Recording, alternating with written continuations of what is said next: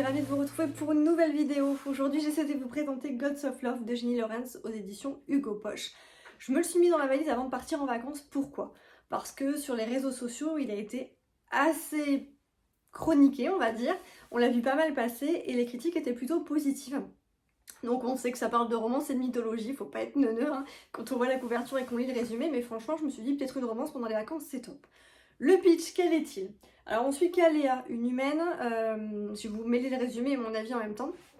On suit Kaléa, une humaine qui a subi quelque chose, donc on peut facilement s'identifier pour ceux qui ont eu des problèmes perso, professionnels.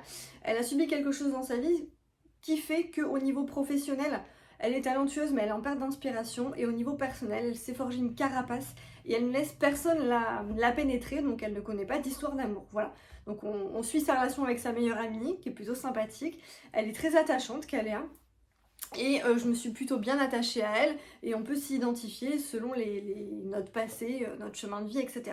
Donc franchement, c'est pas une coquille vide, c'est vraiment un personnage principal qui est super intéressant à suivre et dont le développement personnel est plutôt poignant. Voilà. À côté de ça, on suit Eros, le dieu de l'amour. On croise également ses frères et Aphrodite. Donc pour ceux qui sont fans de mythologie, je pense que vous vous y retrouverez. Voilà.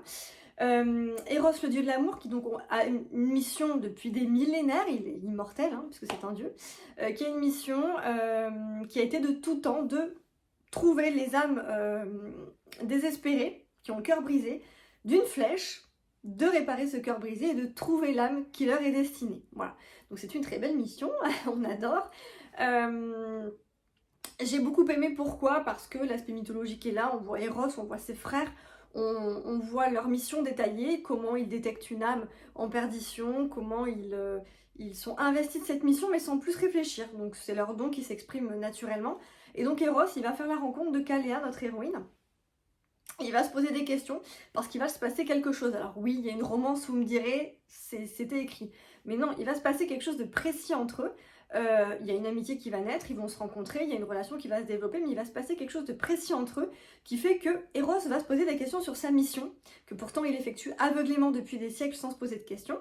Il va se demander pourquoi il fait ça.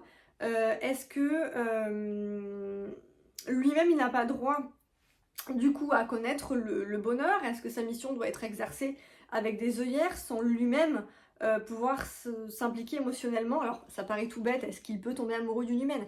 Mais non, en fait c'est bien plus que ça. Il y a puisqu'il trouve les personnes qui sont prédestinées aux âmes brisées, vous allez voir que quand il va rencontrer Kaléa, il va se passer quelque chose et il va se remettre en question. Voilà.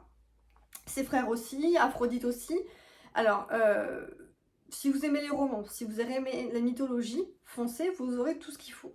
Par contre, il y a un petit peu moins d'action que ce que j'espérais. Voilà, c'est-à-dire que sur le dernier tiers du roman, ça s'accélère, on a une petite intrigue, légère, mais on en a une. Et donc tout s'accélère à la fin du roman, mais j'ai trouvé que ça manquait d'action. Alors pour autant, je suis arrivée à la moitié du roman et je me suis dit, mais j'en suis déjà là. C'est passé super vite, donc c'est un vrai page turner, mais j'ai pas trouvé qu'il y avait d'action, arrivé à la moitié du roman. Je me suis dit, mais comment t'as pu lire tout ça sans action?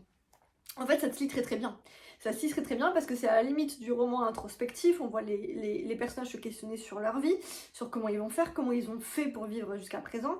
En plus complexe, bien sûr, je vous résume ça vulgairement. Mais oui, c'est limite un roman introspectif pendant la bonne partie du roman, jusqu'au final, où on a l'intrigue qui va se débloquer et où les personnages vont terminer leur mission, ce qui doit se passer pour eux. Donc j'ai trouvé que ça manquait un peu d'action, mais n'empêche que je l'ai fini en 24 heures. Donc oui, ça a frôlé le coup de cœur. Oui, je lirai le second tome qui va paraître en novembre 2022, je crois. Donc qui j'espère sera sur un des frères d'Eros, parce qu'ils sont plutôt top. Mais ouais, j'ai pas eu l'action que j'attendais. Pour autant, c'est un très très bon livre, qui se lit très très bien, parce que c'est de la romance, que c'est facile, que c'est beau, etc. Bon voilà, c'était un petit chouïa, il manquait de l'action pour moi, et un peu trop facile. Il n'y a pas de vrai ennemi dans le roman. C'était un petit peu trop facile pour moi tout ce qui s'est passé. C'est-à-dire qu'on n'a pas nos héros ils ont des difficultés, ils ont des obstacles, mais c'est pas comme d'habitude, quoi. C'est plutôt facilement levé.